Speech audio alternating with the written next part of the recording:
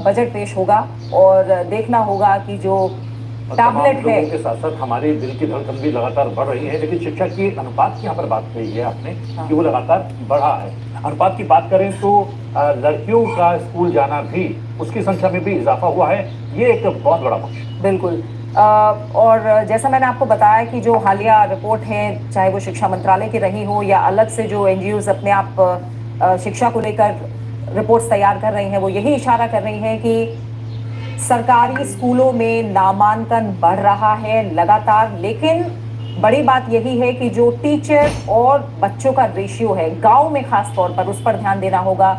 जो digital disparity की बात है गांव और शहरों में को लेकर, उस पर जाहिर तौर पर ध्यान देना होगा ताकि डिजिटली कनेक्ट हो गांव के लोग। इसके लिए एक बड़ा पुश क्या बजट के जरिए निकलता हम देखेंगे। इंफ्रास्ट्रक्चर पर बहुत बड़ा जोर पिछले बजट में रहा।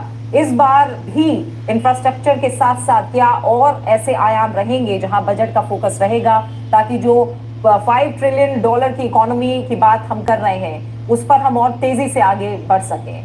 भले ही जो तमाम अंतर्राष्ट्रीय एजेंसियां हैं, आईएमएफ हो, वर्ल्ड बैंक हो, या फिर जो तमाम बड़े अर्थशास्त्री हैं, वो भारत की तरफ उम्मीद भरी नजरों से देख रहे हैं। और उसमें बजट में जो भी छोटे और बड़े कदम हैं वो कहीं ना कहीं एक पुल साबित होंगे, एक ब्रिज साबित होंगे एक बड़ी अर्थव्यवस्था की ओर बढ़ने के लिए। और सबसे बड़ी बात, जब अन्य देशों की जीडीपी हमसे बेहतर रहती है, आर्थिक विकास दर हमसे ज्यादा रहता है, तो तुलना की जाती है। जब हम और अन्य देशों से बेहतर स्थिति में है, दुनिया की सबसे तेज गति से बढ़ने वाली अर्थव्यवस्था बन गए हैं, तब इस और कम लोगों का ध्यान जाता है। बिल्कुल। सुशील जी, आपने स्वास्थ्य और शिक्षा को लेकर बातें कही और बिल्कुल बुनियादी ये बातें भी हैं। कुछ सुझाव आपने दिए हैं। इसके अलावा आपने टैक्स को लेकर कुछ सुझाव दिए हैं। आप चाह रहे हैं कि रियायत टैक्स पर सीधे तौर पर भी दिखाई देनी चाहिए बजट में। अब 20 मिनट बाद, करीब करीब 15-16 मिनट बाद बजट आने वाला है। बताइए और बड़े पॉइंट्स आप क्या चाहते हैं जो शामिल होने चाहिए।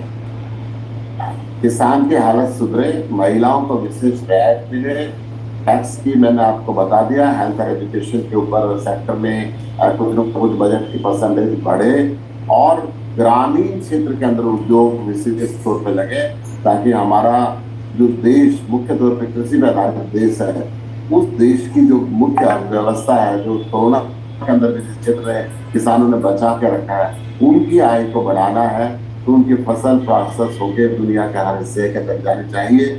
मैं वित्त मंत्री जी से निवेदन करना चाहूंगा कि जो कृषि पर आधारित उद्योग हैं, उनके लिए एक स्पेशल स्कीम निकाले, उन उद्योगों को प्रोत्साहित करे।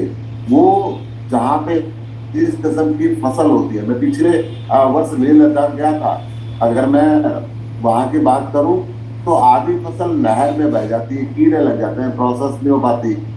मैं एप्रिकॉट की बात करता हूँ। एप्रिकॉट हमारे देश का, लेकिन बजट जो होता है सुशील जी केवल खर्च का ब्यौरा नहीं होता। बजट खर्च कितना हुआ, कितना पैसा जो है सरकार के खाते में आया और कितनी बचत हुई, ये तीनों का लेखा जोखा होता है। आप जो बिंदु उठा रहे हैं उसमें खर्च की बात तो की जा रही है, आय कैसे बढ़े सरकार की। जब आय सरकार की बढ़ेगी तभी अलग अलग क्षेत्रों पर खर्च हो पाएगा ना। आय तो जीएसटी हर चीज पे लगा दिया, आय तो बढ़े रही है। आपका जो नहीं, जीएसटी की आपने जीएसटी की बात कही है, तो जीएसटी को लेकर एक बहुत बड़ी संशय की स्थिति है। और संशय की स्थिति यह है कि जब जीएसटी काउंसिल की बैठक होती है, उससे पूर्व आप ही पार्टी के राजनेता इस बात को कहते हैं कि पेट्रोलियम पदार्थ जो हैं वो कहीं ना कहीं जीएसटी के मद में आने चाहिए, उसके अंतर्गत आने चाहिए। लेकिन जब जीएसटी काउंसिल की वो बैठक होती है तो जीएसटी के अंतर्गत आने चाहिए, इस बात को बिसरा दिया जाता है। अब आपके पार्टी का, आपका अपना व्यक्तिगत मत क्या है? क्या पेट्रोल डीजल के दाम जीएसटी के दायरे में लाए जाने चाहिए? हम एक जानकारी दे दें, कैबिनेट की बैठक हो चुकी है। कैबिनेट की बैठक के पश्चात अब वित्त मंत्री जाएंगी संसद भवन और 11 बजे के करीब आम बजट 2023-24 पेश करेंगी। बिल्कुल। और ये तस्वीरें बजट की कॉपियों की आप देख रहे हैं। बजट जो पेश किया जा रहा है वो पेपरलेस है। ये तमाम जो कॉपी है वो तमाम सांसदों को दी जानी है।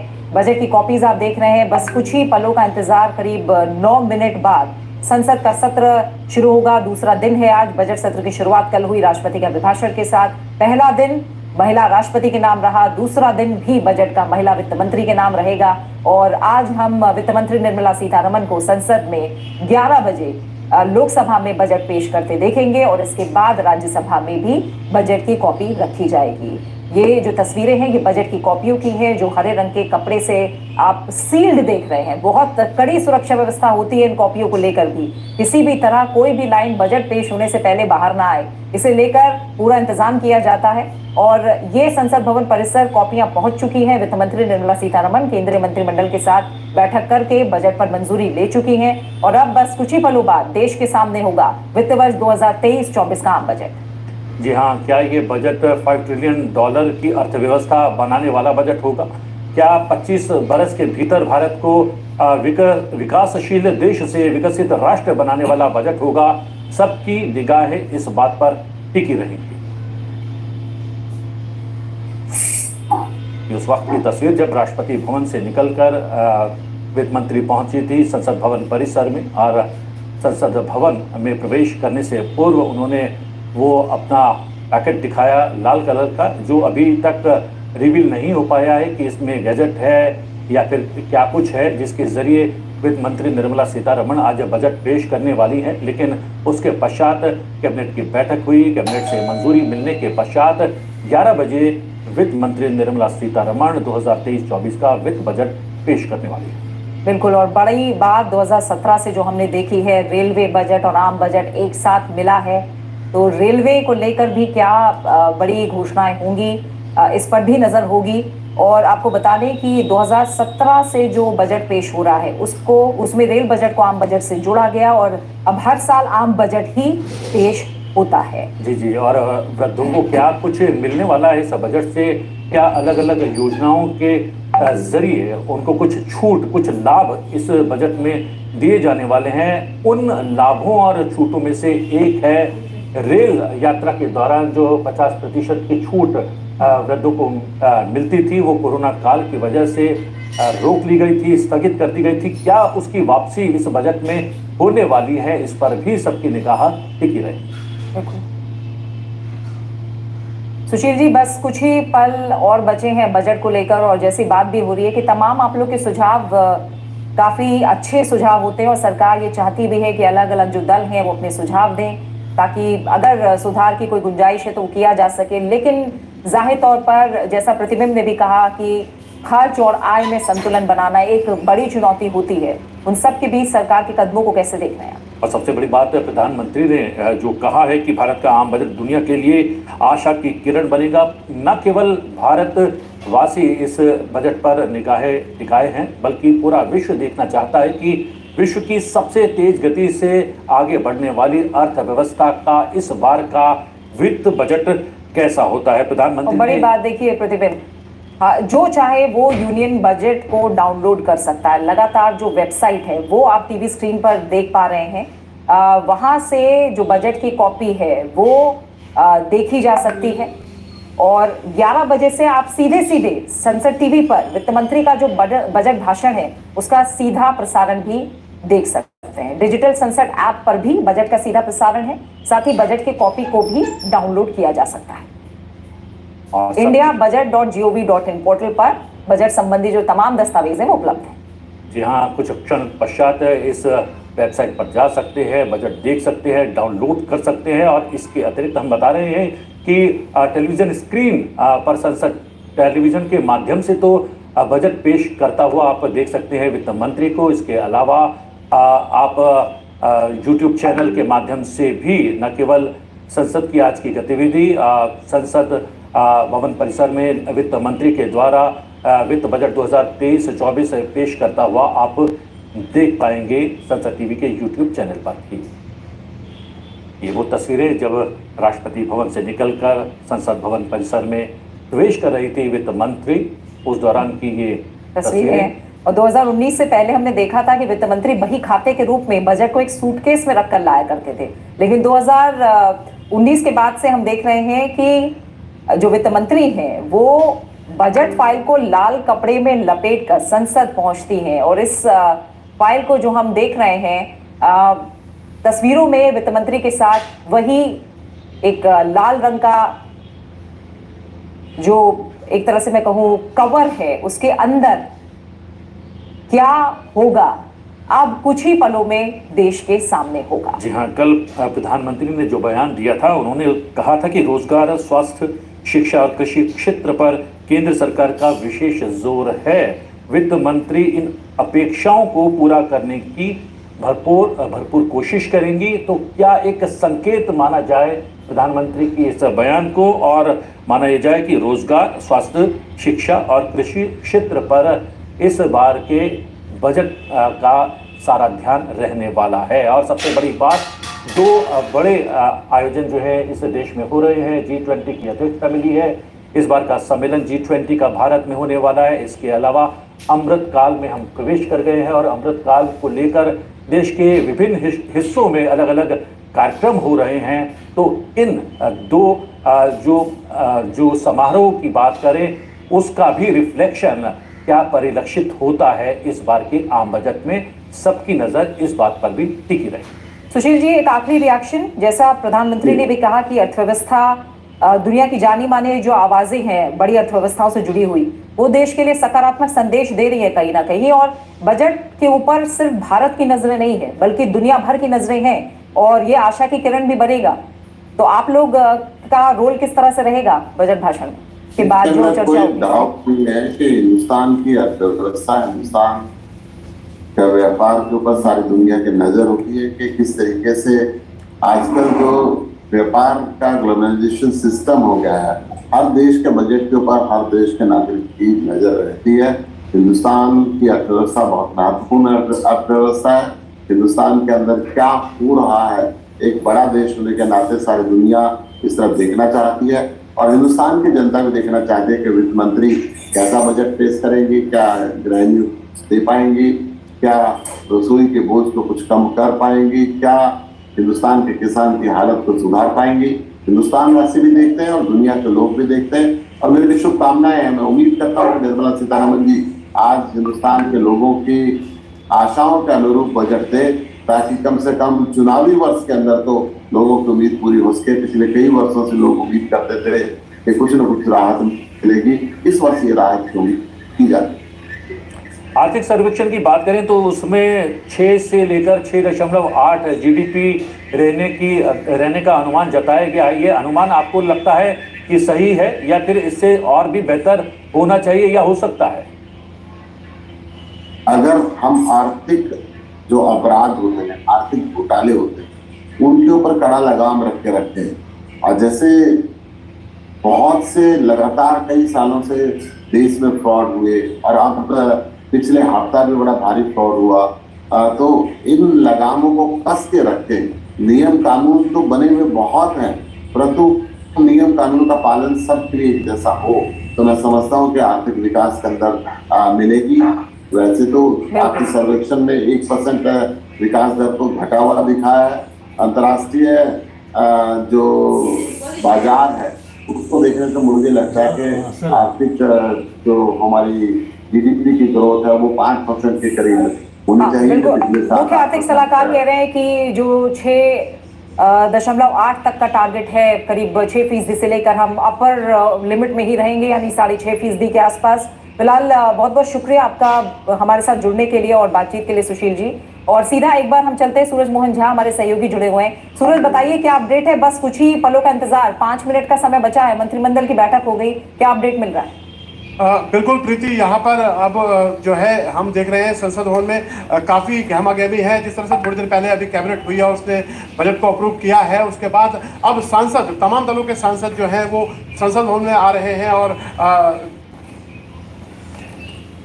और ये सुरक्षा कर्मी जो हैं अपनी जो है ड्यूटी को पूरा करते हुए उन सभी पैकेट्स को चेक किया जा रहा है, जिनमें वो प्रतियां हैं जिसमें बजट निहित है। और ये प्रतियां, जैसे कि हमारी सहयोगी प्रीति पहले बता चुकी हैं, ये सारी प्रतियां जो हैं बजट की, वो माननीय सांसदों को वितरित की जाएंगी। और जैसा कि हमारे सहयोगी भी अपडेट कर रहे थे कि अब काउंटडाउन शुरू हो चुका है। सभी माननीय सांसद संसद भवन परिसर में पहुंचना शुरू हो चुके हैं, और 11 बजे वित्त मंत्री निर्मला सीतारमण अपना 5वां वित्त बजट पेश करने वाली हैं। बिल्कुल, और साथ ही जैसा साथ प्रतिबिंब आप बता रहे थे कि 17वीं लोकसभा का ये अंतिम पूर्ण बजट होगा, और हमने देखा था इससे पहले जो सबसे बड़ा बजट भाषण रहा है वो भी वित्त मंत्री के नाम रहा है, 2 घंटा 41 जी। मिनट। तो एक नजर कहीं ना कहीं इस पर भी रहेगी। पिछली बार करीब 1.5 घंटे का रहा था वित्त मंत्री का जो बजट भाषण था, 2020 में वो रिकॉर्ड बना था। जी जी, तो ये भी देखना होगा कि आज जो बजट रहेगा वो कितना बड़ा रह सकता है, कितना विस्तृत रह सकता है।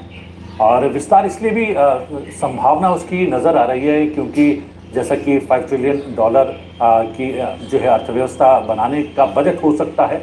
इसके साथ साथ ये अमृतकाल का बजट है, यानी कि देश को विकासशील देश से विकसित राष्ट्र बनाने की ओर ले जाने वाला बजट भी ये हो सकता है। और सबसे बड़ी बात ये है कि जैसा कि आपने इस बात को दोहराया भी है कि मोदी सरकार 2.0 का ये अंतिम पूर्णकालिक बजट है। तो 3 महत्वपूर्ण बिंदु इस और कहीं ना कहीं इशारा करते हैं प्रीति कि ये बजट भी काफी बड़ा हो सकता है और काफी समय लेने वाली है वित्त मंत्री इस बार के बजट को पेश करने में। बिल्कुल, तो बस कुछ ही देर में बजट होगा आपके सामने। 2023-2024 को लेकर जो आम बजट है ठीक 11 बजे वित्त मंत्री निर्मला सीतारमण इसे पेश करने वाली हैं। लगातार संसद टीवी पर इसकी सीधा प्रसारण, संसद की जो सत्र है उसकी कार्रवाई है उसका सीधा प्रसारण आप संसद टीवी पर देख सकते हैं। तो ठीक 11 बजे हमारे साथ बने रहिए। लगातार बजट के बाद भी जो हर बारीक विश्लेषण होगा वो भी आप संसद टीवी पर देख सकते हैं। तो संसद की कार्रवाई का सीधा प्रसारण अब से कुछ देर में।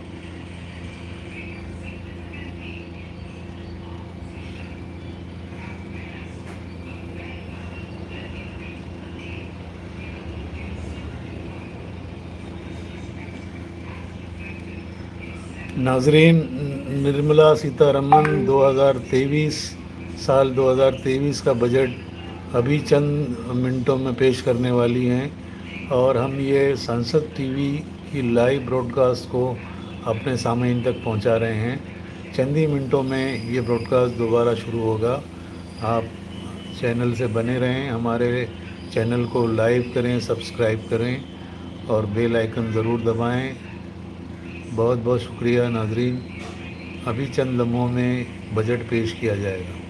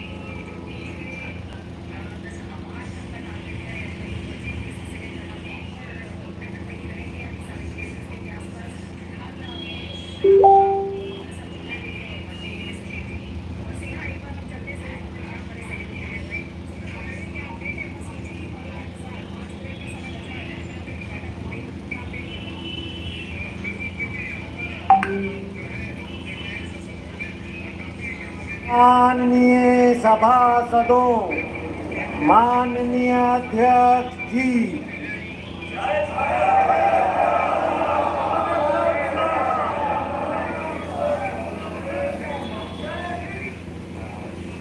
बजट की कार्रवाई आइटम शुरू हो नंबर गई। 1, माननीय वित्त मंत्री Shrimati Nirmala Sitharaman.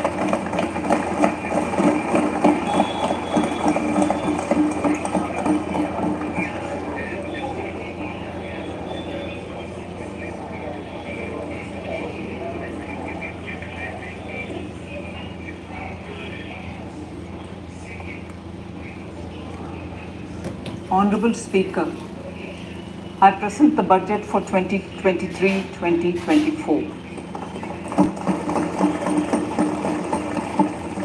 This is the first budget in Amritkal. This budget hopes to build on the foundation laid in the previous budget and the blueprint drawn for India at 100. We envision a prosperous and inclusive India in which the fruits of development will reach all sections and citizens especially our youth, women, farmers, OBCs, scheduled castes, and scheduled tribes. In the 75th year of our independence, the world has recognized the Indian economy as a bright star. Our current year's economic growth is estimated to be at 7%. It is notable that this is the highest among all the major economies. This is in spite of the massive slowdown globally caused by COVID-19 and the war. The Indian economy is therefore on the right track and despite a time of challenges, heading towards a bright future.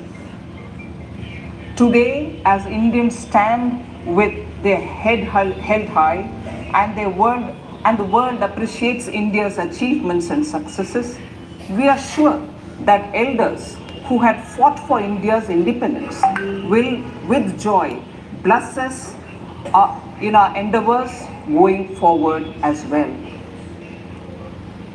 Our focus on wide-ranging reforms and sound policies implemented through Sabka Prayas, resulting in Jan Bhagidari and targeted support to those in need, helped us perform well in trying times. India's rising global profile is because of the several accomplishments: unique world-class digital public infrastructure, example Aadhaar, CoWIN and UPI, COVID vaccination drive in unparalleled scale and speed, proactive role in frontier areas such as achieving the climate-related goals, Mission Life and National Hydrogen Mission. During the COVID-19 pandemic, we ensured that no one goes to bed hungry with a scheme to supply free food grains to over 80 crore persons for 28 months. Continuing our commitment to ensure food and nutritional security, we are implementing from 1st January 2023 a scheme to supply free food grain to all Antyodaya and priority households for the next 1 year. Under PM Garib Kalyan Anna Yojana, the entire expenditure of about 2 lakh crore will be borne by the central government. In these times of global challenges, the G20 presidency gives us a unique opportunity to strengthen India's role in the world economic order. With the theme of Vasudhaiva Kutumbakam, we are steering an ambitious, people-centric agenda to address global challenges and to facilitate sustainable economic development. The government's efforts since 2014 have ensured for all citizens a better quality of life and life of dignity. The per capita income has more than doubled to 1.97 lakh rupees. In these 9 years, the Indian economy has increased in size from being 10th to 5th largest in the world. We have significantly improved our position as well as a well-governed and innovative country with a conducive environment for business as reflected in several global indices. We have made a significant progress in many sustainable development goals. The economy has become a lot more formalized as reflected in the EPFO membership, more than doubling to 27 crore and rupees 7,400 crore digital payments of 126 lakh crore rupees through UPI in 2022. The efficient implementation of many schemes with universalization of targeted benefits has resulted in inclusive development. Some of the schemes are 11.7 crore household toilets under Swachh Bharat mission, which is achieved. 9.6 crore LPG connections under Ujjwala. 220 crore COVID vaccination of 102 crore persons. 47.8 crore PM Jan Dhan bank accounts. Insurance cover for 44.6 crore persons under PM Suraksha Bima and PM Jeevan Jyoti Yojana, and cash transfer of 2.2 lakh crores of rupees to 11.4 crore to over 11.4 crore farmers under PM Kisan Samman Nidhi. Our vision for the Amritkal includes technology-driven and knowledge-based economy with strong public finances and a robust financial sector. To achieve this, Jan Bhagidari through Sabka Saath Sabka Prayas is essential. The economic agenda for achieving this vision focuses on three things. First, facilitating ample opportunities for citizens, especially the youth, to fulfill their aspirations. Second, providing strong impetus to growth and job creation.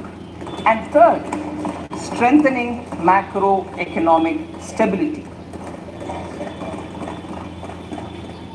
To service these focus areas in our journey to India at 100, we believe that the following four opportunities can be transformative during Amritkal. Economic empowerment of women.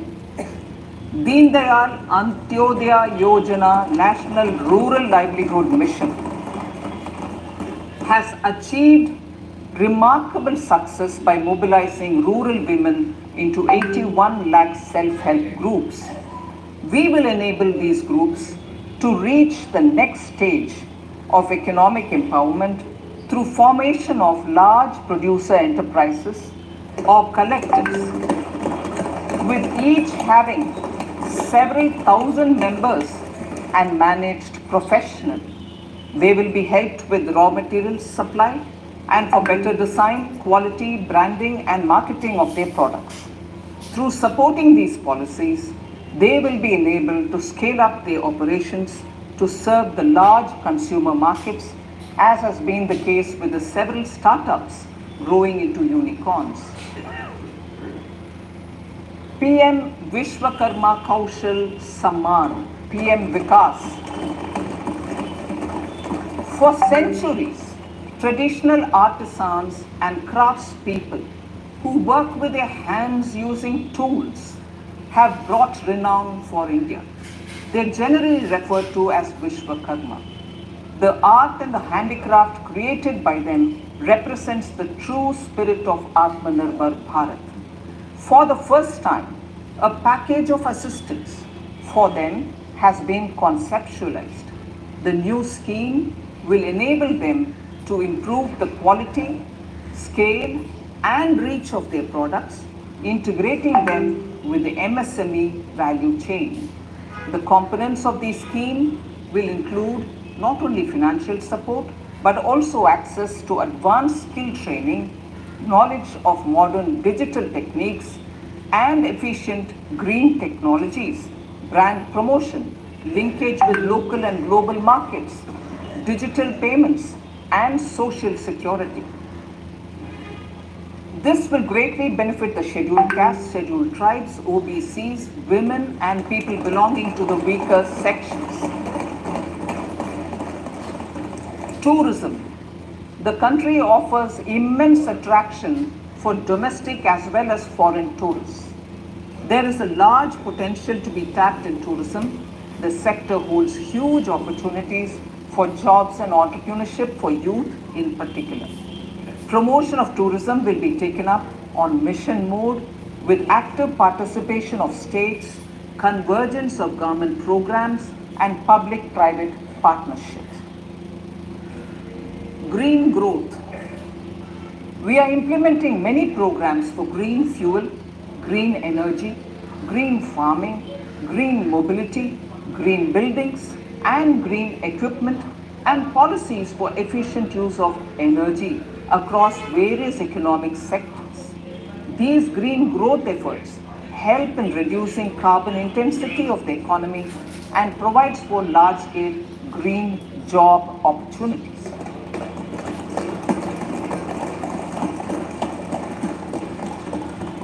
Priorities of this budget. The budget adopts the following 7 priorities.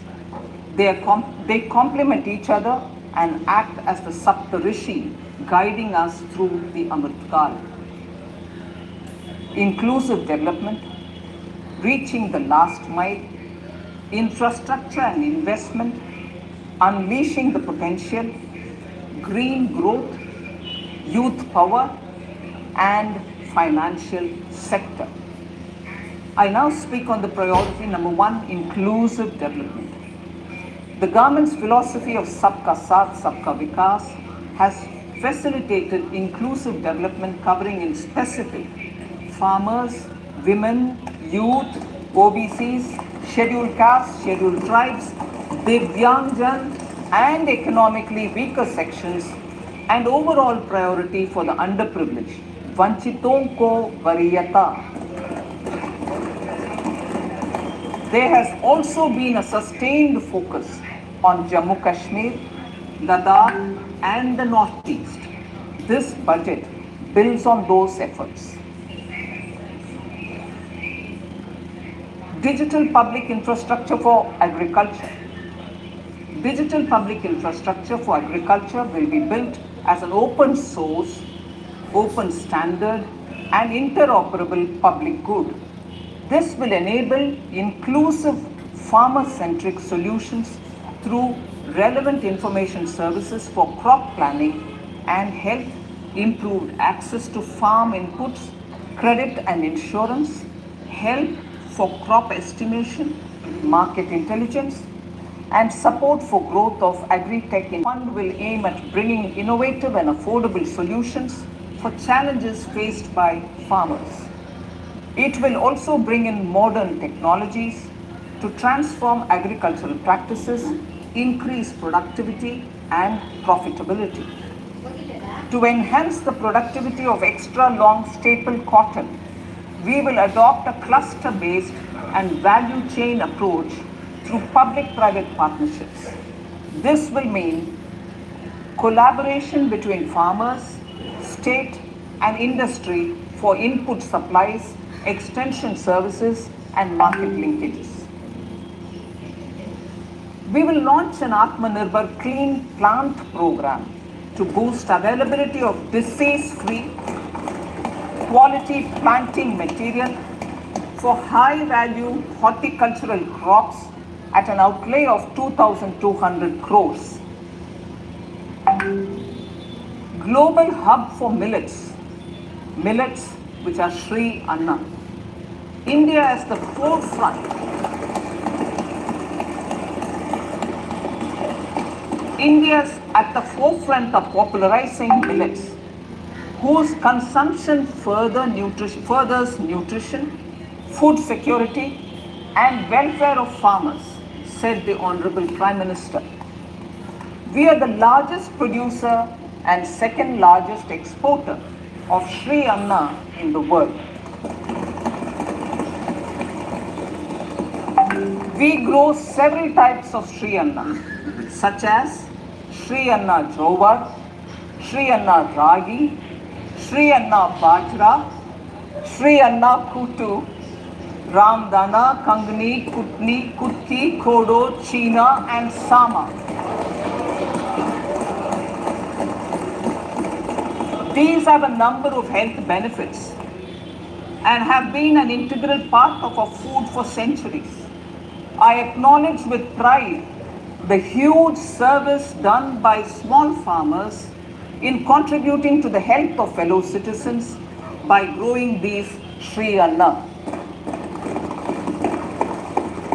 Now, to make India a global hub for Sri Anna, the Indian Institute of Millet Research, ideally Indian Institute of the Sri Anna Research, Hyderabad, will be supported as the center of excellence for sharing best practices, research and technologies at the international level.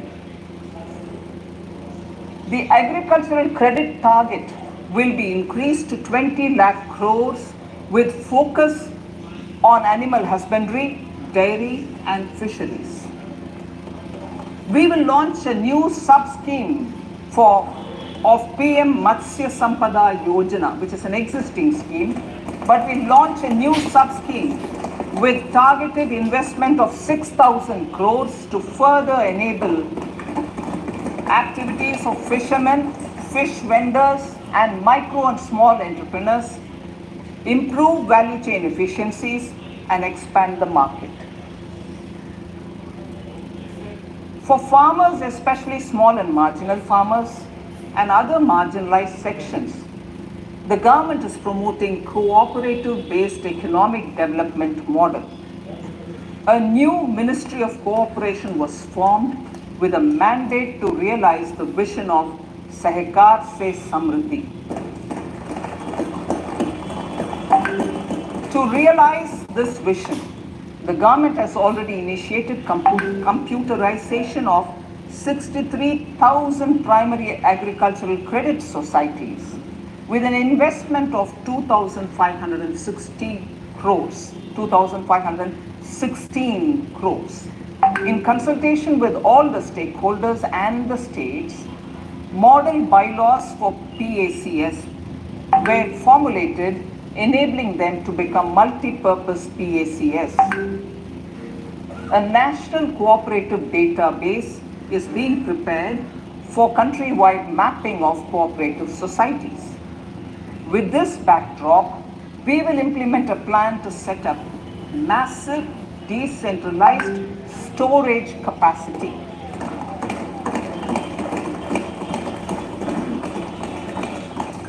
This will help farmers store their produce and realize remunerative prices through sale at appropriate times.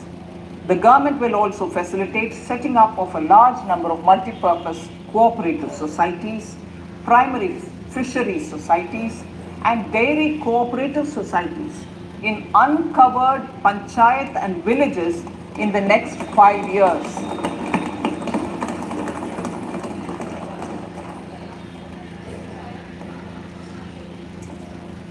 Health, education and skilling. 157 new nursing colleges will be established in co-location with the existing 157 medical colleges established since 2014. A mission to eliminate sickle cell anemia by 2047 will be launched. It will entail awareness creation, universal screening of 7 crore people in the age group of 0 to 40 years in affected tribal areas and counseling through collaborative efforts of central ministries and state governments. Facilities in select ICMR labs, Indian Council for Medical Research labs, will be made available for research by public and private medical college faculty and private sector R&D teams for encouraging collaborative research and innovation. A new program to promote research and innovation in pharmaceuticals will be taken up through centers of excellence. We shall also encourage industry to invest in research and development in specific priority areas. Dedicated multidisciplinary courses for medical devices will be supported in existing institutions to ensure availability of skilled manpower for futuristic medical technologies, high-end manufacturing and research. Teachers training. Teachers training will be re-envisioned through innovative pedagogy, curriculum transaction, continuous professional development, dipstick surveys, and ICT implementation. The District Institute of Education and Training will be developed as vibrant institutes of excellence for this purpose.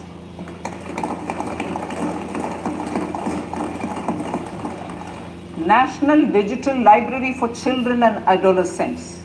A National Digital Library for Children and Adolescents will be set up for facilitating availability of quality books across geographies, languages, genres, and levels, and device agnostic accessibility.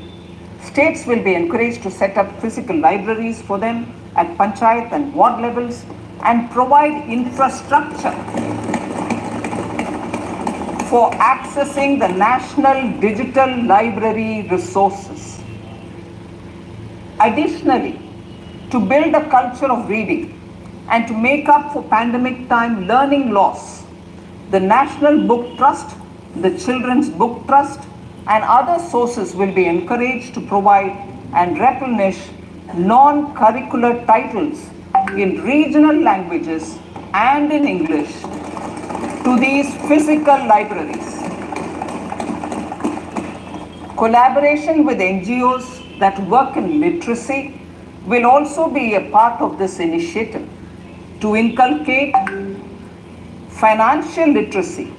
Financial sector regulators and organizations will be encouraged to provide age-appropriate reading material to these libraries. I move to priority 2, reaching the last mile. Prime Minister Vajpayee's government had formed the Ministry of Tribal Affairs and the Department of Development of Northeast Region to provide a sharper focus to the objective of reaching the last mile. Our government has formed the Ministries of Ayush, Fisheries, Animal Husbandry and Dairying, Skill Development, Jal Shakti and Cooperation. Building on the success of the Aspirational Districts program, the government has recently launched the Aspirational Blocks program covering 500 blocks for saturation of essential government services across multiple domains such as health, nutrition, education, agriculture, water resources, financial inclusion, skill development, and basic infrastructure.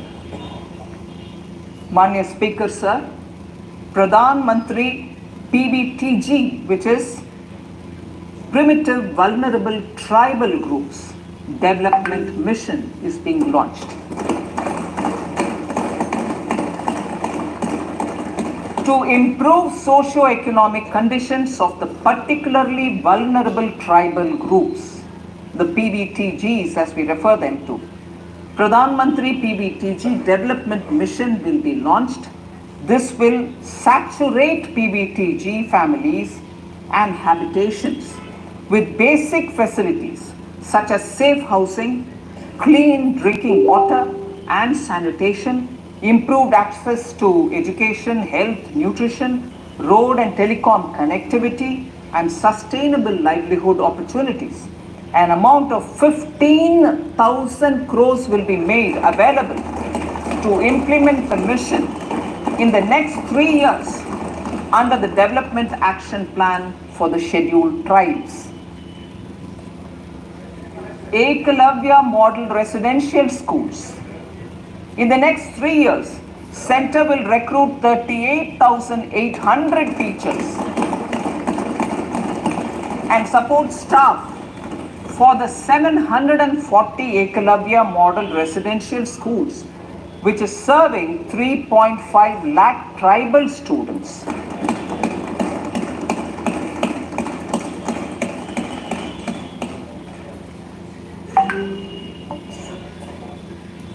In the drought-prone central regions of Karnataka, central assistance of 5,300 crore will be given to Upper Bhadra project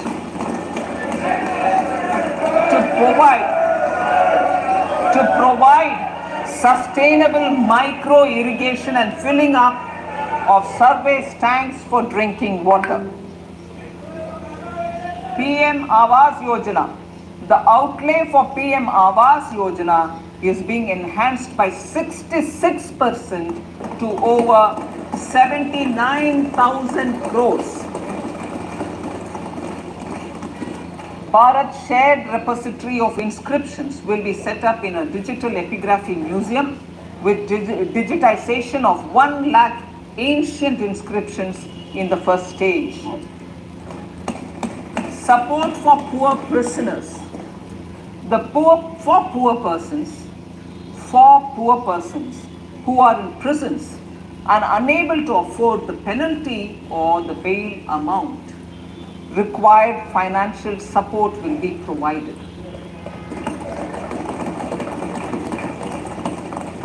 Priority number 3, infrastructure and investment.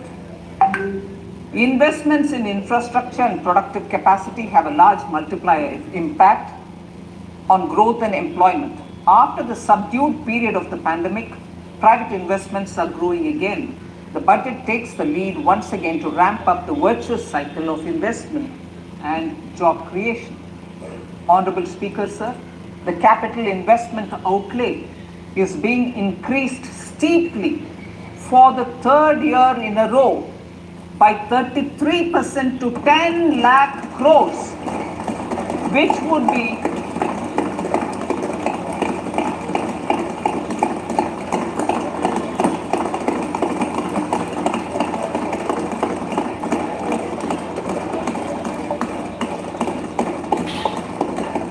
which would be 3.3% of GDP.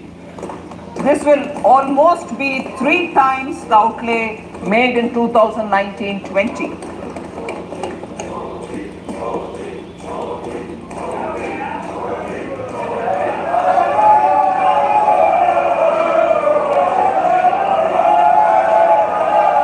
This substantial increase in recent years is central to the government's efforts to enhance growth potential and job creation, crowd in private investments, and provide a cushion against global headwinds. The direct capital investment by the center is complemented by the provision made for creation of capital assets through grants and aids to state. The effective capital expenditure of the center is budgeted at 13.7 lakh crore rupees, which will be 4.5% of GDP. Support to state governments for capital investment.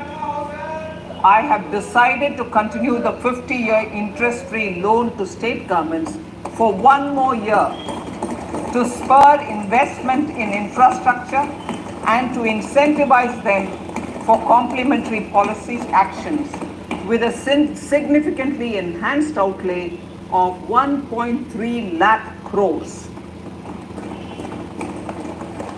The newly established Infrastructure Finance Secretariat will assist all stakeholders for more private investment in infrastructure, including railways, roads, urban infrastructure, and power, which are predominantly depend on public resources.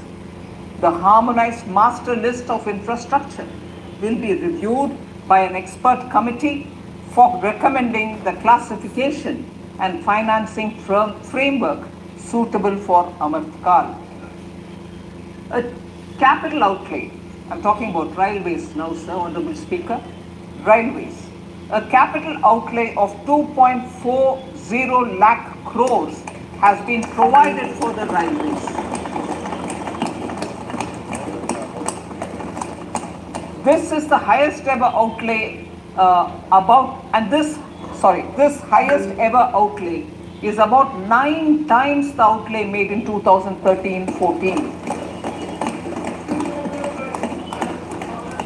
100 critical transport infrastructure projects, for last and first mile connectivity for ports, coal, steel, fertilizer and food grain sectors have been identified. They will be taken up on priority with investment of 75,000 crores, including 15,000 crores from private sources. 50 additional airports, heliports, water aerodromes and advanced landing grounds will be revived for improving regional air connectivity.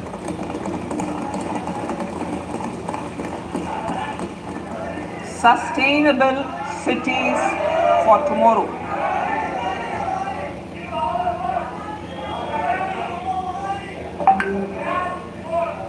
States and cities will be encouraged to undertake urban planning reforms and actions to transform our cities into sustainable cities of tomorrow. This means efficient use of land resources, adequate resources for urban infrastructure, transit-oriented development, enhanced availability and affordability of urban land and opportunities for all. Through property tax governance reforms and ring-fencing user charges on urban infrastructure, cities will be incentivized to improve their creditworthiness for municipal bonds. Like the RIDF, an Urban Infrastructure Development Fund will be established through use of priority sector lending shortfall. This will be managed by the National Housing Bank and will be used by public agencies to create urban infrastructure in Tier 2 and Tier 3 cities. States will be encouraged to leverage resources from the grants of the 15th Finance Commission as well as existing schemes to adopt appropriate user charges while accessing the UIDF. We expect to make available 10,000 crore rupees per annum for this purpose. All cities and towns will be enabled for 100% mechanical desludging of septic tanks and sewers to transition from manhole to machine hole mode.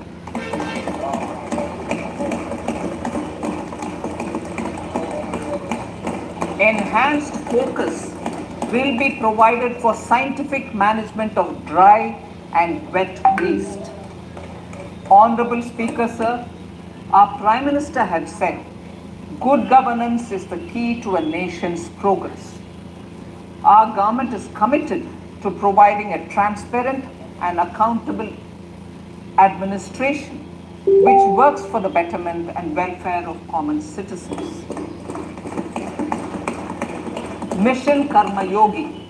Under Mission Karma Yogi, center, states and the union territories are making and implementing capacity building plans for civil servants.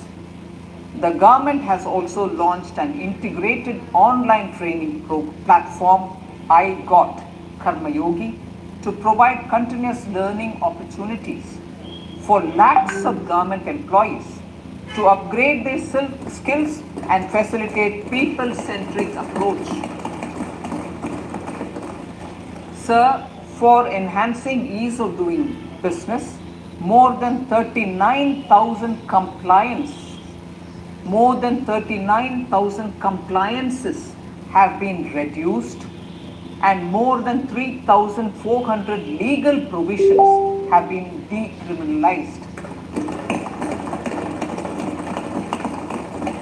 For furthering the trust-based governance, we have introduced the Jan Vishwas Bill to amend 42 central acts.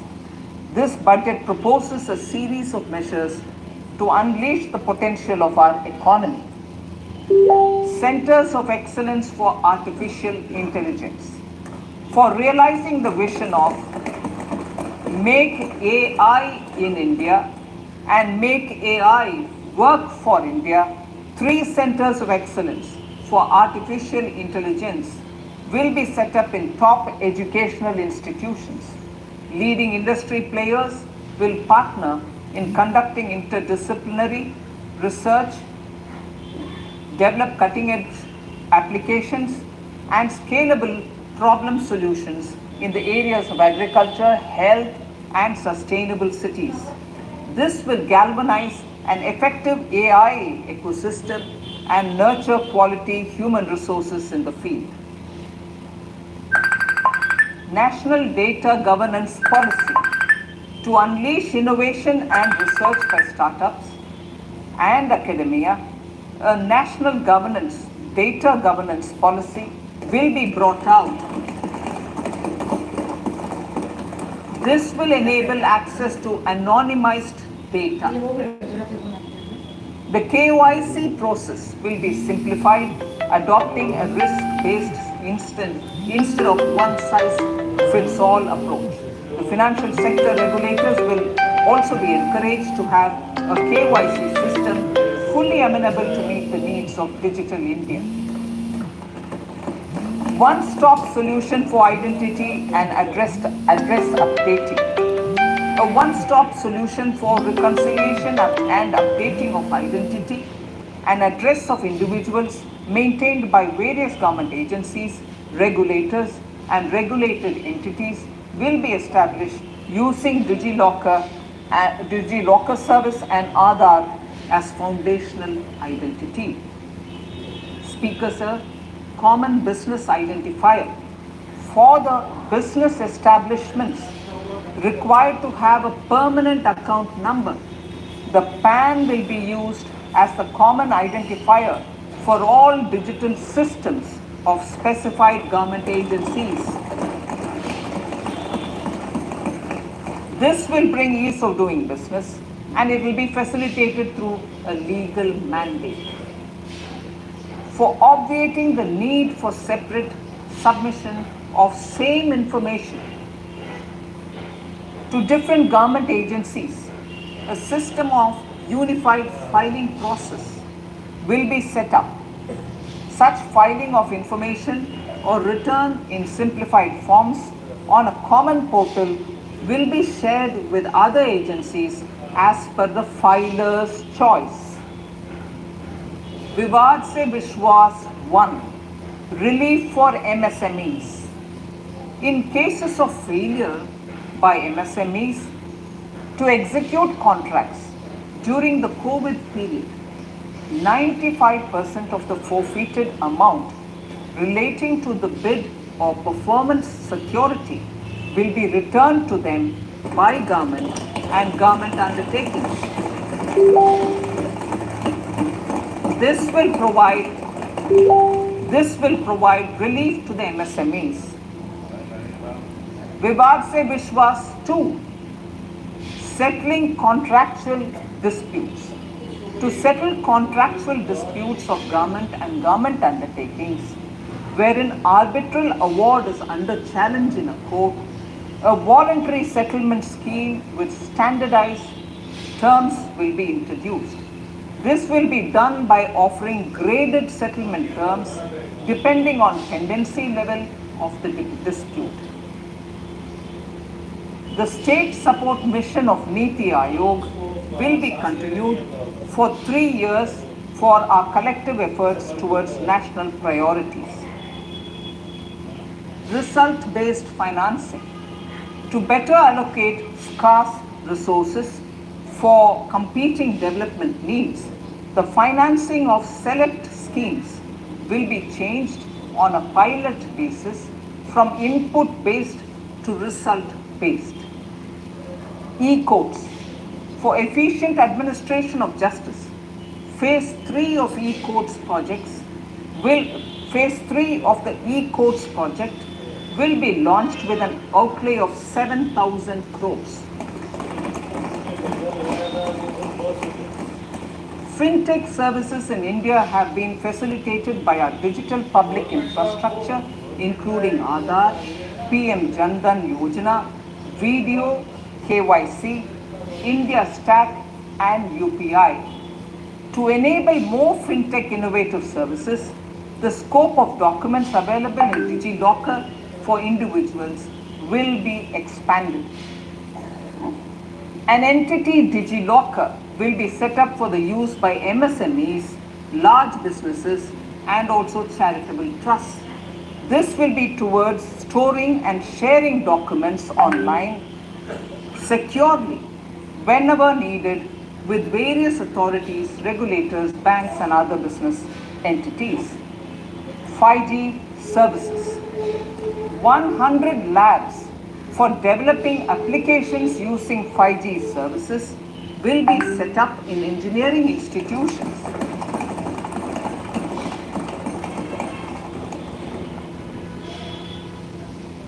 To realize a new range of opportunities, business models, and employment potential.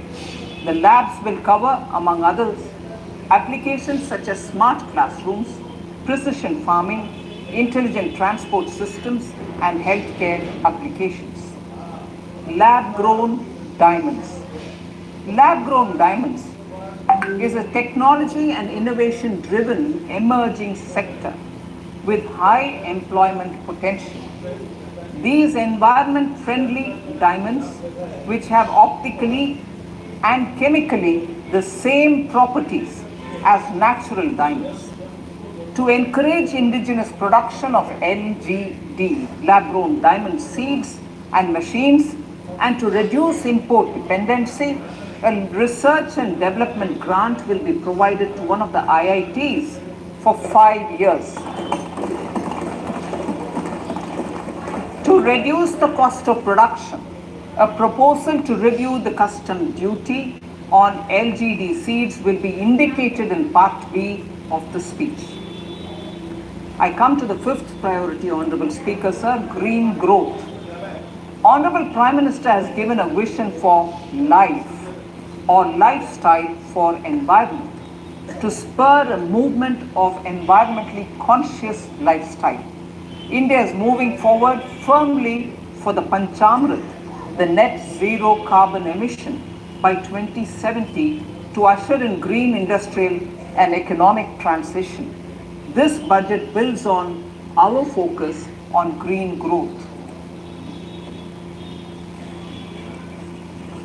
The recently launched National Green Hydrogen Mission, with an outlay of 19,700 crores, will facilitate transition of the economy to low carbon intensity, reduce dependence on fossil fuel imports, and make the country assume technology and market leadership in this sunrise sector. Our target is to reach an annual production of 5 MMT by 2030. Energy transition. This budget provides for 35,000 crores for priority capital investment towards energy transition and net zero objectives and energy security by Ministry of Petroleum and Natural Gas. To steer the economy on sustainable development path, battery energy storage systems with capacity of 4,000 MWH will be supported with viability gap funding. A detailed framework for pumped storage projects will also be formulated. Renewable energy evacuation. The interstate transmission system for evacuation and grid integration of 13 gigawatt renewable energy from Ladakh will be constructed with investment of 20,700 crores, including central support of 8,300 crores. Green Credit Program. For encouraging behavioral change, a green credit program will be notified under the Environment Protection Act. This will incentivize environmentally sustainable and responsive actions by companies, individuals, and local bodies, and help mobilize additional resources for such activities. PM Program for Restoration, Awareness, Nourishment, and Amelioration of Mother Earth, PM Pranam, will be launched to incentivize states and union territories to promote alternative fertilizers and balanced use of chemical fertilizers. Go Bardhan scheme, 500 new waste to wealth plants under Go Bardhan, galvanizing organic bio-agro resources done. Go Bardhan scheme will be established for promoting circular economy. These will include 200 compressed biogas plants, including 75 plants in urban areas and 300 community or cluster-based plants at a total investment of 10,000 crores. I will refer to this in part B also. In due course, a 5% CBG mandate will be introduced for all organizations marketing natural and biogas. For collection of biomass and distribution of biomanure, appropriate fiscal support will also be provided. Bharatiya Prakritik Kheti Bio Input Resource Centers. Over the next 3 years, we will facilitate 1 crore farmers to adopt natural farming.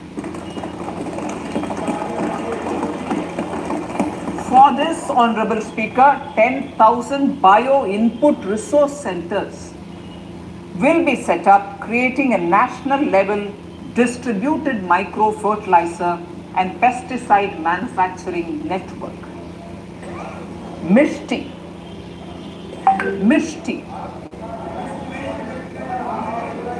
Building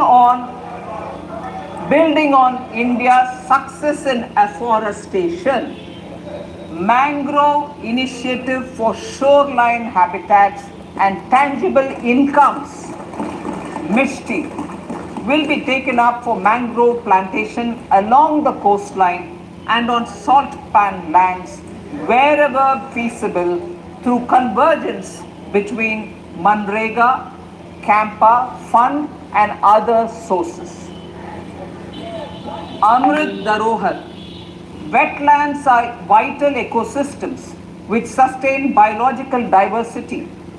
In his latest Mann Ki Baat, the Prime Minister said, now, I quote, now the total number of Ramsar sites in our country has increased to 75, whereas before 2014, there were only 26, unquote.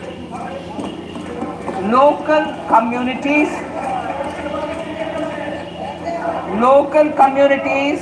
have always been at the forefront of conservation efforts.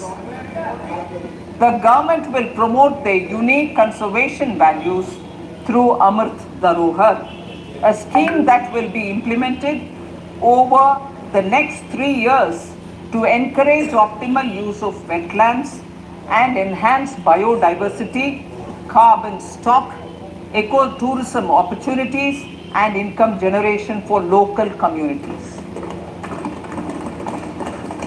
Coastal shipping. Coastal shipping will be promoted as the energy efficient and lower cost mode of transport, both for passengers and freight, through PPP mode with viability gap funding. Vehicle replacement. Vehicle replacement is an important continuing policy, replacing the old political,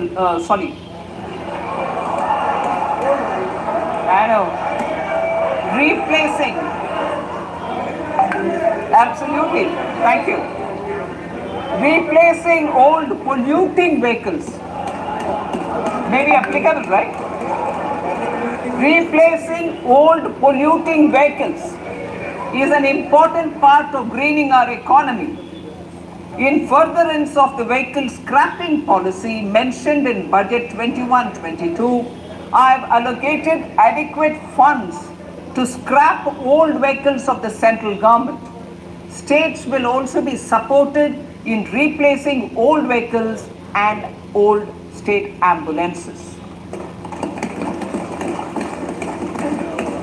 Honorable Speaker, sir, I move to priority 6, youth power. To empower our youth and help the Amrit PD realize their dreams, We have formulated the national education policy, which is very wide in its scope, but one of the things is also to focus on skilling, adopted economic policies that facilitate job creation at scale and have supported business opportunities. Pradhan Mantri Kaushal Vikas Yojana. Pradhan Mantri Kaushal Vikas Yojana 4.0 will be launched to skill lakhs of youth within the next 3 years. On-job training, industry partnership, and alignment of courses with needs of industry will be emphasized. The scheme will also cover new age courses for Industry 4.0 like coding, AI, robotics, mechatronics, IoT, 3D printing, drones, and other soft skills. To skill youth for international opportunities, 30 Skill India International Centers will be set up across different states. The digital ecosystem for skilling will be further expanded with the launch of a unified Skill India digital platform for enabling demand-based formal skilling, linking with employers including MSMEs, and facilitating access to entrepreneurship schemes. To provide stipend support to 47 lakh youths in 3 years, direct benefit transfer under a pan-India national apprenticeship promotion scheme will be rolled out. Tourism. Honorable Speaker, sir, with an integrated and innovative approach, at least 50 destinations will be selected through challenge mode. In addition to aspects such as physical connectivity, virtual connectivity, tourist guides, high standards for food streets, and tourist security, all the relevant aspects would be made available on an app to enhance tourist experience. Every destination would be developed as a complete package. The focus of development of tourism would be on domestic as well as foreign tourists.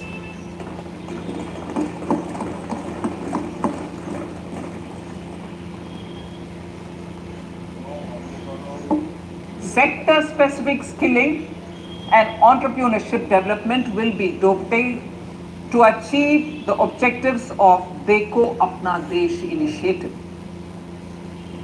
This was launched as an appeal by the Honorable Prime Minister to the middle class to prefer domestic tourism over international tourism. The integrated development of theme-based tourist circuits, the Swadesh Darshan scheme, was also launched. Under the Vibrant Villages program, tourism infrastructure and amenities will be facilitated in border villages. Unity Mall. States will be encouraged to set up a Unity Mall in their state capital or most prominent tourism center or the financial capital for promotion and sale of their one district, one product and GI products and other handicraft products, and for providing space for such products of all other states as well. Sir, priority number 7, financial sector. Our reforms in the financial sector and innovative use of technology have led to financial inclusion at scale, better and faster service delivery, ease of access to credit, and participation in financial markets. This budget proposes to further these measures. Credit guarantee for MSMEs. Last year, I proposed revamping of the credit guarantee scheme for the MSMEs. I am happy to announce that the revamped scheme will take effect from 1st April 2023 through infusion of 9,000 crores in the corpus.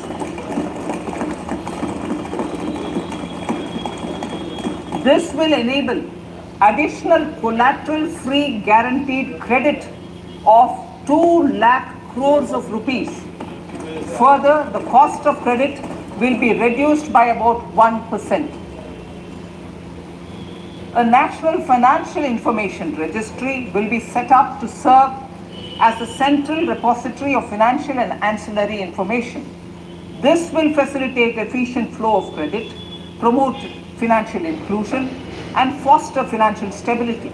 A new legislative framework will govern this credit public infrastructure and will be designed in consultation with the RBI. To meet the needs of Amritkal and to facilitate optimum regulation in the financial sector, public consultation, as necessary and feasible, will be brought to the process of regulation making and issuing subsidiary directions. To simplify, to ease, and to reduce cost of compliance, financial sector regulators will be requested to carry out a comprehensive review of existing regulations.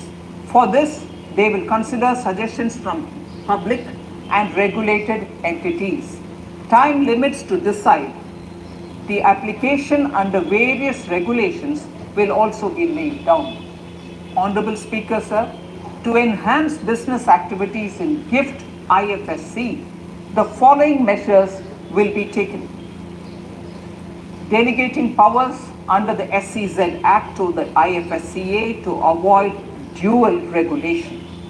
Setting up a single window IT system for registration and approval of IFSCA, SEZ authorities, GSTN, RBI, SEBI, and IRDAI. Permitting acquisition financing by IFSC banking units of foreign banks. Establishing a subsidiary of Exim Bank for trade refinancing. Amending IFSCA Act for statutory provisions for arbitration, ancillary services, and avoiding dual regulation under the SEZ Act, and recognizing offshore derivative instruments as valid contracts. Honorable Speaker, sir, data embassy.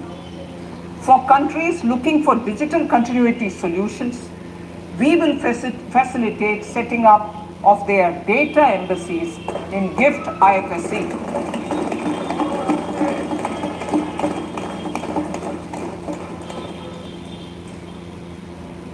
Improving governance and investor protection in banking sector.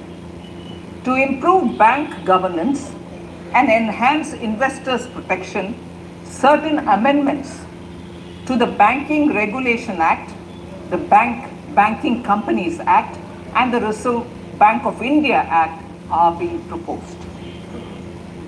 Capacity building in securities market. Honorable Speaker, sir, to build capacity of functionaries and professionals in the securities market, SEBI will be empowered to develop, regulate, maintain, and enforce norms and standards for education in the National Institute of Securities Markets and to recognize award of degrees, diplomas, and certificates. A central processing center will be set up for faster response to companies through centralized handling of various forms filed with field officers under the Companies Act. Reclaiming of shares and dividends. For investors to reclaim unclaimed shares and unpaid dividends from the Investor Education and Protection Fund Authority with ease, from the Investor Education and Protection Fund Authority with ease, an integrated IT portal will be established. Digital payments continue to find wide acceptance. In 2022, they show an increase of 76% in transactions and 91% in value.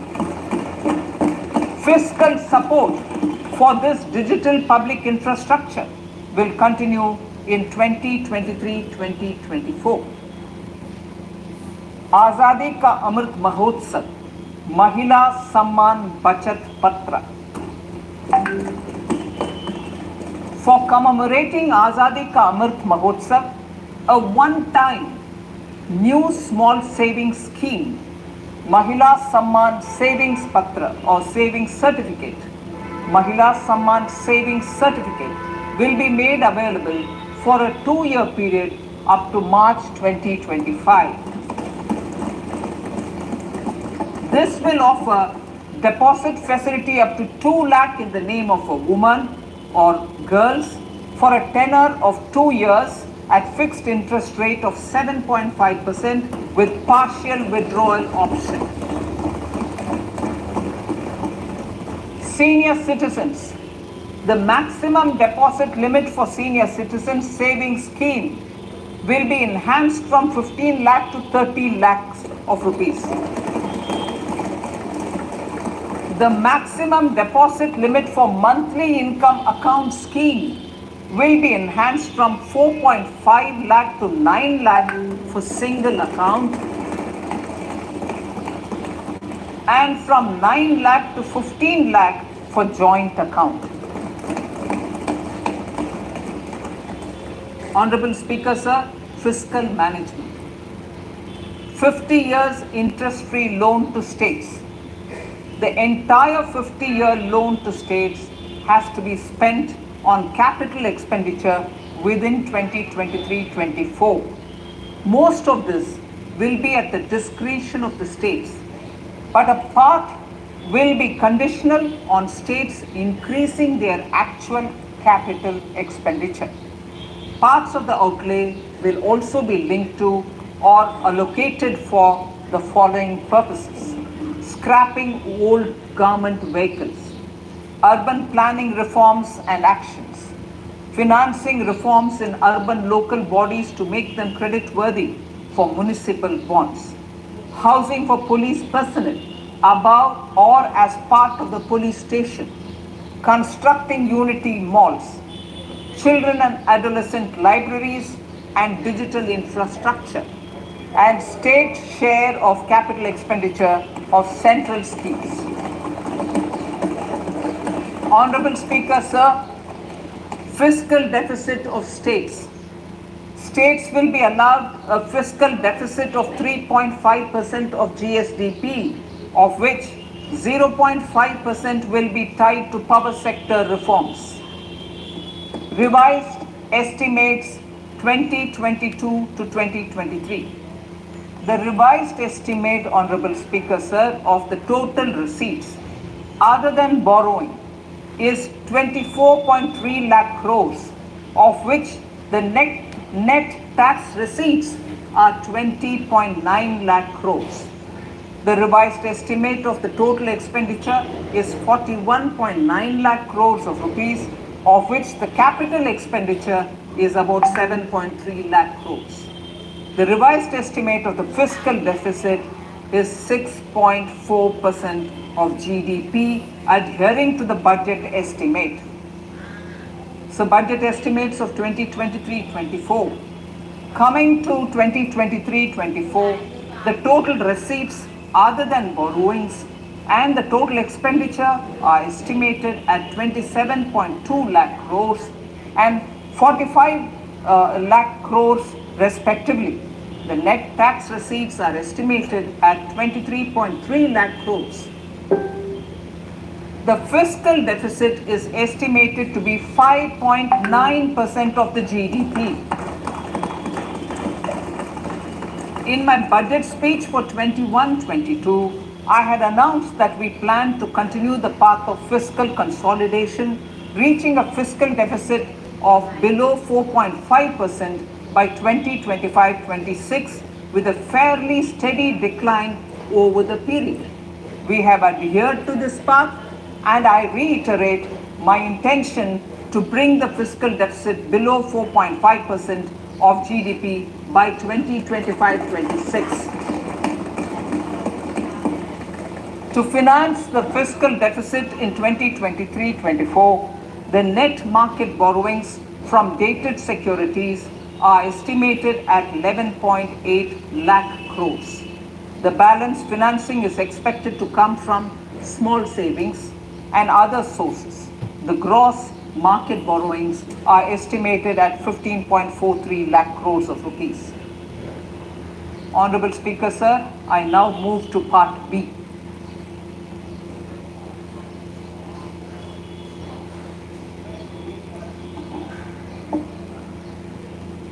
Indirect taxes. My indirect tax proposals will aim to promote exports, boost domestic manufacturing, enhance domestic value addition, encourage green energy and mobility. A simplified tax structure with fewer tax rates helps in reducing compliance burden and improving tax administration. I propose to reduce the number of basic customs duty rates on goods other than textiles and agriculture from 21 to 13. As a result, there are minor changes in the basic custom duties, cesses and surcharges on some items including toys, bicycle, automobiles and naphtha. Green mobility. To avoid cascading of taxes on blended compressed natural gas, I propose to exempt excise duty on GST paid compressed biogas contained in it. To further provide impetus to green mobility, customs duty exemptions is being extended to import of capital goods and machinery required for manufacture of lithium-ion cells for batteries used in electrical vehicles as well. Electronics.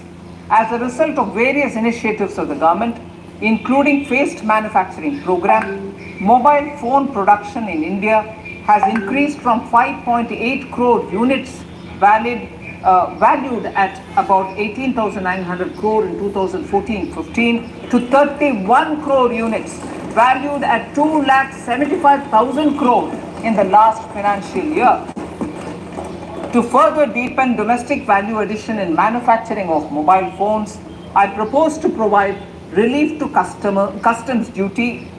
I propose to provide relief in customs duty on import of certain parts and inputs like camera lens and continue the concessional duty on lithium-ion cells for batteries for another year. Similarly, to promote value addition in manufacture of televisions, I propose to reduce the basic customs duty on parts of open cells of TV panels to 2.5%. Electrical. To rectify inversion of duty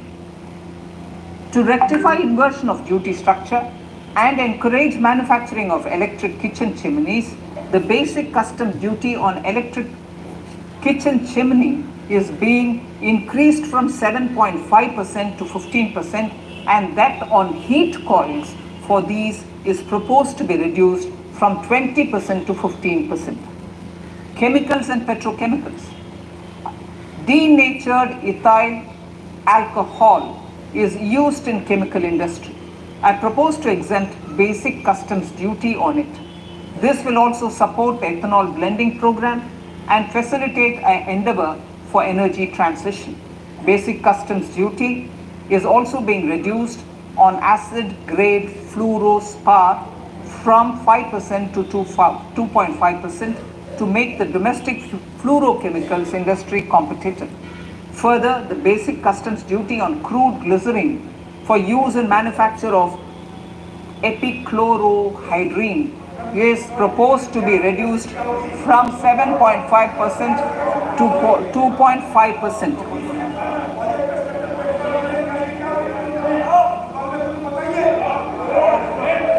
Marine products. In the last financial year, marine products recorded the highest export growth, benefiting farmers in the coastal states of the country. To further enhance the export competitiveness of marine products, particularly shrimps, duty is being reduced on key inputs for domestic manufacture of shrimp feed. India is a global leader, as I said in Part A, in cutting and polishing of natural diamonds, contributing about 3/4 of the global turnover by value. With the depletion of deposits of natural diamonds, the industry is moving towards lab-grown diamonds, and it holds huge promise. To seize this opportunity, I propose to reduce the basic customs duty on seeds used in their manufacture. Custom duties on door or dore and bars of gold and platinum were increased earlier this fiscal. I propose to increase the duties on articles made therefrom to enhance the duty differential. I also propose to increase the import duty on silver doors, bars and articles to align them with that on gold and platinum. To facilitate availability of raw materials for the steel sector, exemptions from basic custom duty on raw materials for manufacture of CRGO steel, ferrous scrap and nickel cathode is being continued. Similarly, the concessional BCD of 2.5% on copper scrap is also being continued to ensure the availability of raw materials for secondary copper producers who are mainly in the MSME sectors. Compounded rubber. The basic custom duty rate on compounded rubber is being increased from 10% to 25% or 30 kg, whichever is lower, at par with that of natural rubber other than latex to curb circumvention of duty. Cigarettes. National calamity contingent duty on specified cigarettes was last revised 3 years ago. This is proposed to be revised upwards by about 16%. Direct taxes. I now come to my direct tax proposals. Honorable Speaker, these proposals aim to maintain continuity and stability of taxation, further simplify and rationalize various provisions to reduce the compliance burden, promote the entrepreneurial spirit, and provide tax relief to citizens. It has been constant endeavor of the Income Tax Department to improve taxpayers' services by making compliance easy and smooth. Our taxpayers portal received a maximum of 72 lakh returns in a day, processed more than 6.5 crore returns this year. Average processing period reduced from 93 days in financial year 13-14 to 16 days only now. And 45% of the returns were processed within 24 hours. We intend to further improve this, roll out the next generation common IT return form for taxpayer convenience, and also plan to strengthen the grievance redressal mechanism. MSMEs and professionals. MSMEs are growth engines of our economy. Micro enterprises with turnover up to 2 crore of rupees and certain professionals with turnover of up to 50 lakh rupees can avail the benefit of presumptive taxation. I propose to provide enhanced limits of 3 crore and 75 lakh respectively to the taxpayers whose cash receipts are no more than 5%. Whose cash receipts are no more than 5%. Moreover, to support MSMEs in timely receipt of payments, I propose to allow deduction for expenditure incurred on payments made to them only when payment is actually made. Cooperation. Cooperation is a value to be cherished. In realizing our Prime Minister's goal for Sehkar Se Samriddhi and his resolve to connect the spirit of cooperation with the spirit of Amrit Kal, in addition to the measures proposed in Part A, I have a slew of proposals for the cooperation sector. First, new cooperatives that commence manufacturing activities till 2024 31st March shall get the benefit of a lower tax rate of 15% as is presently available to new manufacturing companies. Secondly, I propose to provide an opportunity to sugar cooperatives to claim payments made to sugarcane farmers for the period prior to the assessment year 2016-17 as expenditure. This is expected to provide them a relief of almost 10,000 crores.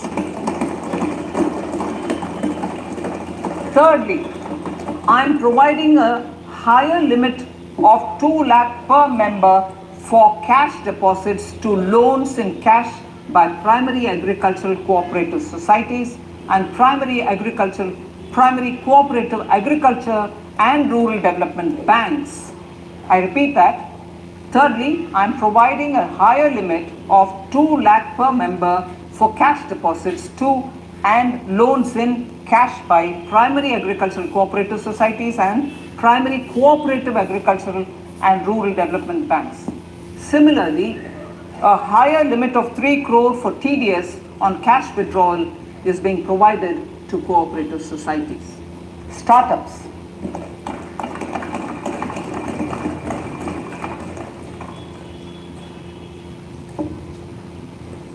Entrepreneurship is vital for a country's economic development. We have taken a number of measures for startups and they have borne results. India is now the third largest ecosystem for startups globally and ranks second in innovation quality among middle income countries. I propose to extend the date of incorporation for income tax benefits to startups from 31/3/2023 to 31/3/2024. I further propose to provide the benefit of carry forward of losses on change of shareholding of startups from 7 years of incorporation to 10 years.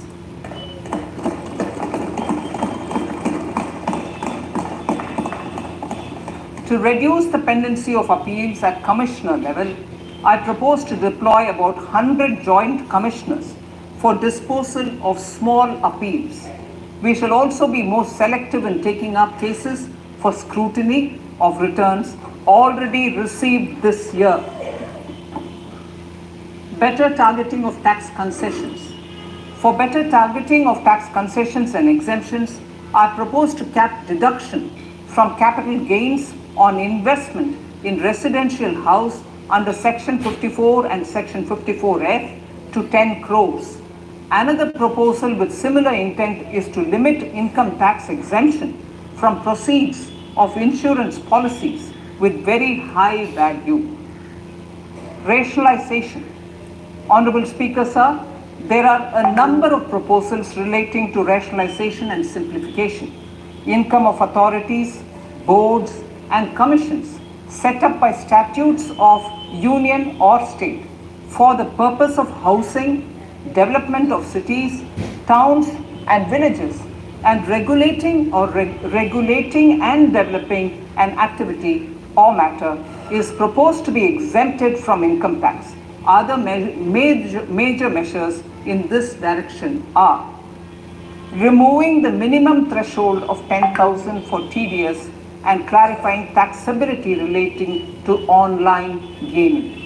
Not treating conversion of gold into electronic gold receipts and vice versa as capital gains. Reducing the TDS rate from 30% to 20% on taxable portion of EPF withdrawals in non-PAN cases and taxation on income for market-linked debentures. Other major proposals in the finance bill relate to the following: extension of period of tax benefits to funds relocating to IFSC, GIFT City till 31/3/2025, decriminalization under Section 276A of the Income Tax Act, allowing carry forward of losses on strategic disinvestment, including that of IDBI Bank, and providing EEE status to Agnivir Fund. Personal income tax.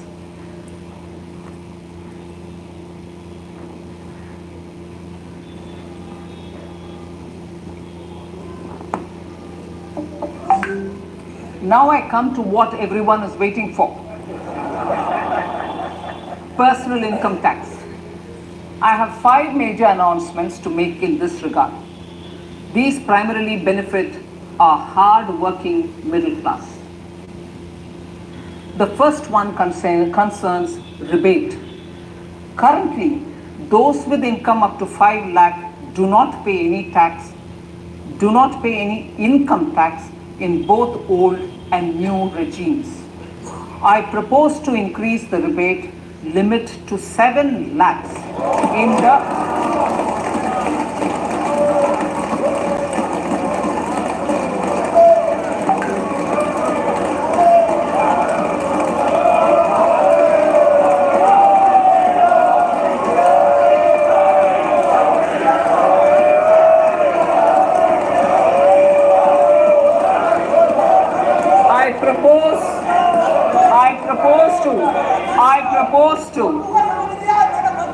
I propose to increase the rebate limit to 7 lakh in the new tax regime. Thus, persons in the new tax regime with income up to 7 lakhs will not have to pay any tax at all. The second proposal relates to middle class individuals. I had introduced in the year 2020 the new personal income tax regime with 6 income slabs starting from 2.5 lakh. I propose to change the tax structure in this regime by reducing the number of slabs to 5 and increasing the tax exemption limit to 3 lakhs. The new tax rates are 0 to 3 lakh, nil. 3 to 6 lakhs, 5%. 6 to 9 lakhs, 10%. 9 to 12 lakh, 15%. 12 to 15 lakhs, 20%. And above 15 lakhs, 30%. This will provide major relief to all taxpayers in the new regime. An individual with an annual income of 9 lakhs will be required to pay only 45,000 rupees. This is only 5% of his or her income. It is a reduction of 25% on what he or she is required to pay now. That is 60,000. So in the place of 60,000, it is now only 45,000. Similarly, an individual with an income of 15 lakh rupees would be required to pay only 1.5 lakh or 10% of his income or her income, a reduction of 20% from the existing liability of 1,87,500 rupees. My third proposal is for the salaried class and the pensioners, including family pensioners, for whom I propose to extend the benefit of standard deduction to the new tax regime. Each salaried person with an income of 15.5 lakh rupees or more will thus stand to benefit by 52,500 rupees. My fourth announcement in personal income tax is regarding the highest tax rate, which in our country is 42.74%. This is among the highest in the world. I propose to reduce the highest surcharge. Rate from 37% to 25% in the new tax regime.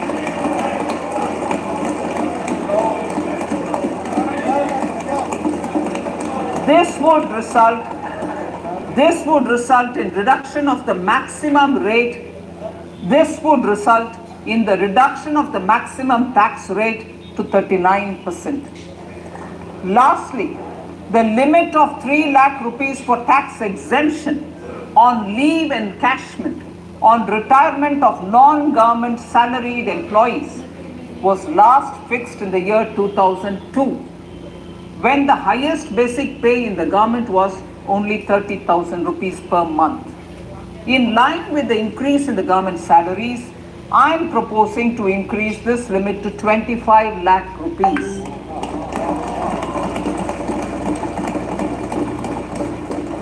We are also making the new income tax regime as the default tax regime.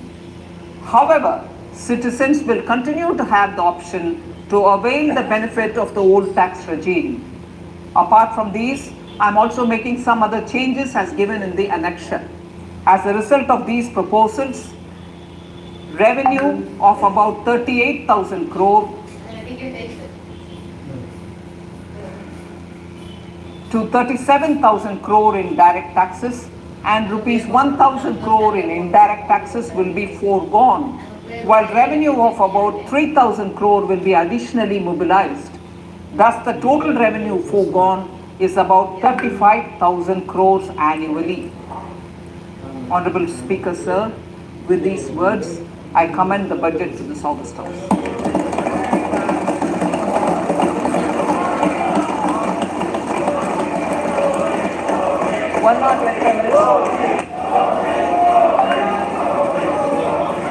Item number 1 माननीय item number 2 Shrimati Nirmala Sitharaman ji. Sir, with your permission, I lay on the table of the following statements. Under Section 3(1) of the Fiscal Responsibility Budget Management Act 2003, 1. Medium-term fiscal policy cum fiscal policy strategy statement and macroeconomic framework statement. माननीय सदस्यगण, जैसा कि आपको समाचार भाग 2 के माध्यम से पहले ही सूचित किया जा चुका है कि माननीय वित्त मंत्री जी के बजट भाषण की प्रतियां हार्ड कॉपी के रूप में उपलब्ध कराई गई है। आप बजट भाषण की अपनी अपनी प्रति प्रकाशन फलक से ले लें। आपको ये भी सूचित किया जाता है कि माननीय मंत्री द्वारा बजट प्रस्तुत किए जाने के पश्चात उसकी प्रतियां आपको मेंबर्स पोर्टल के माध्यम से उपलब्ध करा दी जाएगी। आइटम नंबर 3 माननीय मंत्री जी, वित्त मंत्री जी। Sir, with your permission, I rise to move for leave to introduce the Finance Bill 2023. प्रश्न ये कि विधेयक को पुनर्स्थापित करने की अनुमति प्रदान की जाए। जो सदस्य इसके पक्ष में हाँ कहें, जो सदस्य विरोध में ना कहें। मेरे विचार में निर्णय हाँ वालों के पक्ष में माननीय मंत्री जी विधेयक को पुनर्स्थापित करें। Sir, I introduce the bill. सभा की कार्रवाई कल गुरुवार दिनांक 2 फरवरी 2023 को प्राप्त 11 बजे तक के लिए स्थगित की जाती है। इस तरह से आज बजट पेश कर दिया गया। उसकी तफसीलात हमने आपको आखिर तक उनकी तकरीर के रूप में बता दी हैं। अब ये कल तक के लिए सभा एडजेंट हो गई है। हम अपना नशरिया भी एडजेंट करते हैं। हमारे चैनल को लाइक कीजिए, सब्सक्राइब कीजिए और अपने दोस्त अहबाब में इसे आगे बढ़ाइए ताकि बजट में क्या क्या फाइनेंस मिनिस्टर ने कहा है वो जाहिर हो जाए। शुक्रिया नाज़रीन।